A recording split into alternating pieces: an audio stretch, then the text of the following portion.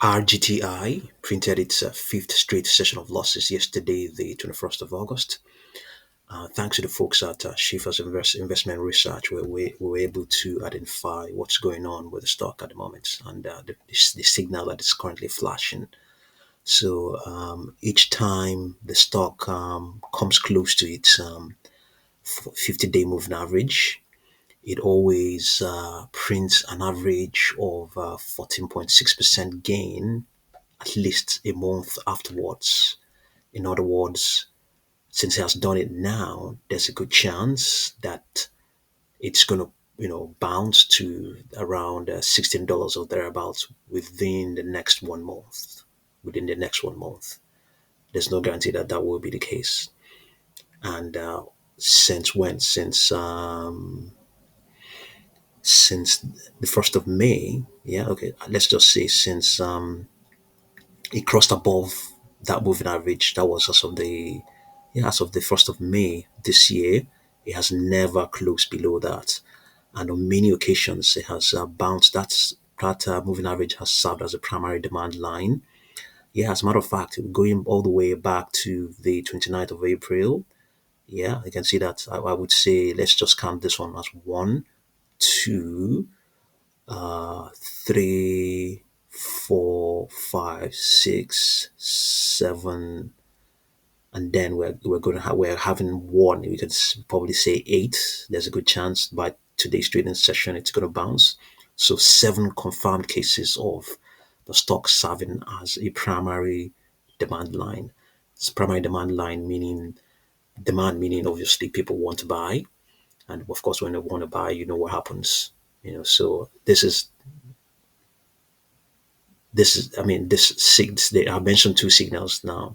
The first signal is that within each time it comes within one standard deviation, it always prints a 14 an average of 14% gain over the next 1 month. That's one signal.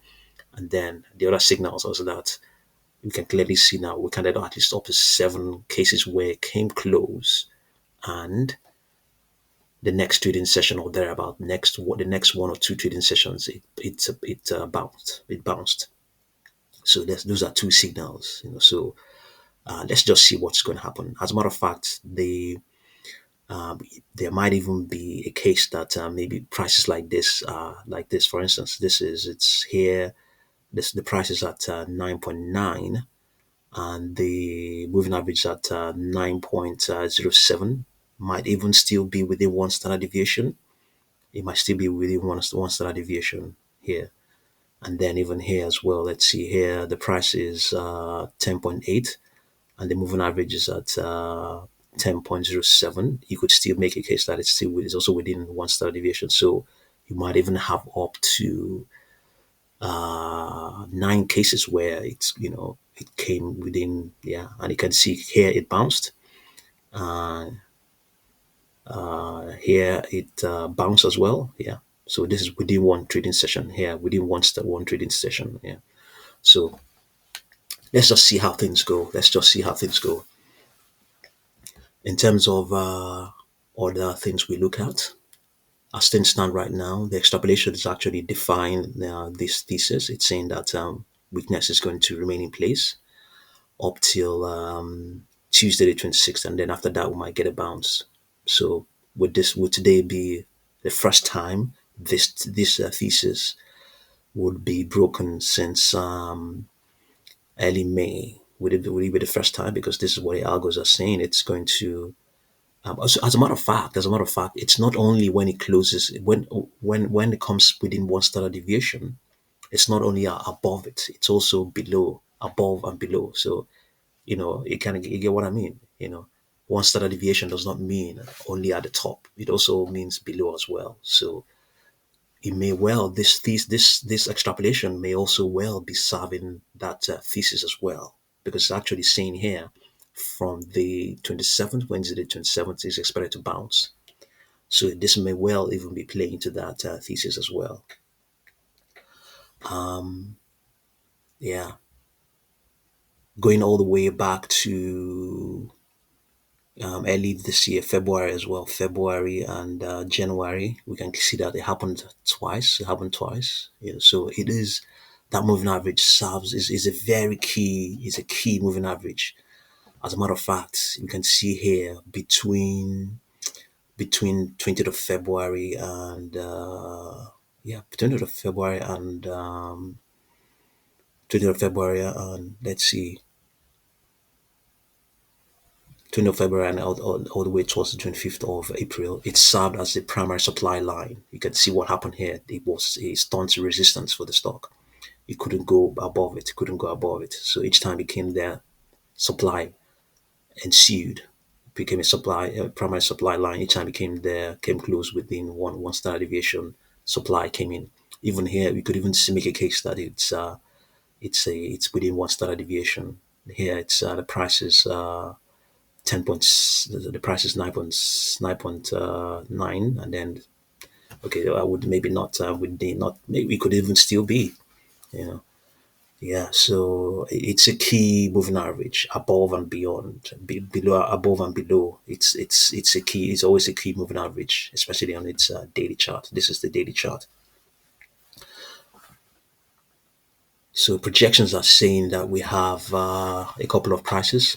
Let me begin with the downward projection: 12.04, 12.93, 14.38, and then upper projections 20.7, 23.41, 25.07. Yeah, and then let's see what the price pressure momentums are saying.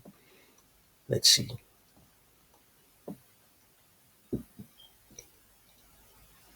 Okay, so the 10-day moving average is seriously bearish, obviously. Yeah, the stock has been declining for the last 10 trading sessions, and it didn't have a steep angle of attack. You understand what I mean? So it didn't build up enough pressure. It didn't build up enough pressure. You know, a pressure will be, as you can easily imagine, if you are pumping something vertically like this, then pressure will be high. But if you're pumping with an angle, that angle diminishes the force because you're going to multiply that force by the angle, and then that angle is always usually fractional. It's always a fractional, so it will always diminish your pressure.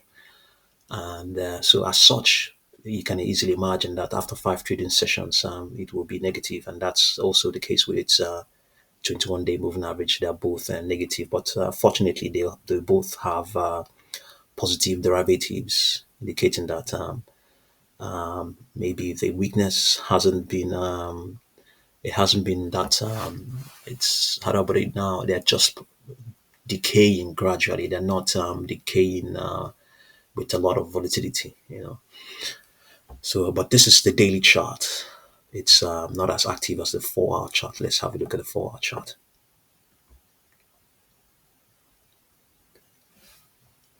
On the 4 hour chart, it's clearly, you can see that here. It is not wasting time. It's saying a bounce is coming in like now.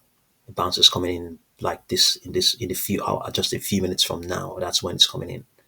4 a.m. New York time. It's expected to come in, and then it's expected to remain strong up till Wednesday the 27th. So this 4 hour chart is buying this thesis, and also buying the thesis. But here I think the 40 the yeah it's but even though it's the supply line is not the 40 period moving average, the 50 period moving average. This time around it's the 200 period moving average. So it's, if you like, it is picking up the signal from the daily chart. Yeah, it seems to be, because you can clearly see that it may be picking up a signal from that daily chart and printing that is indicating that a bounce is likely to occur. Here, projections say 14.61, $17, 18.16, 18.87,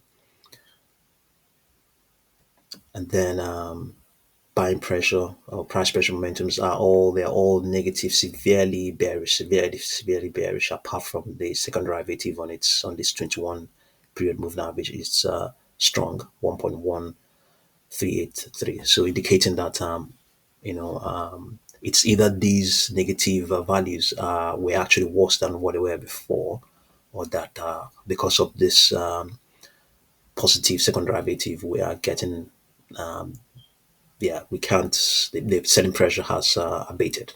It could be any of those. So let's just see how things go, and you know, yeah, let's see how things go. There's a decent probability that some of these things will pass out, will pan out. So I'll continue to update you. Thank you very much for watching this video.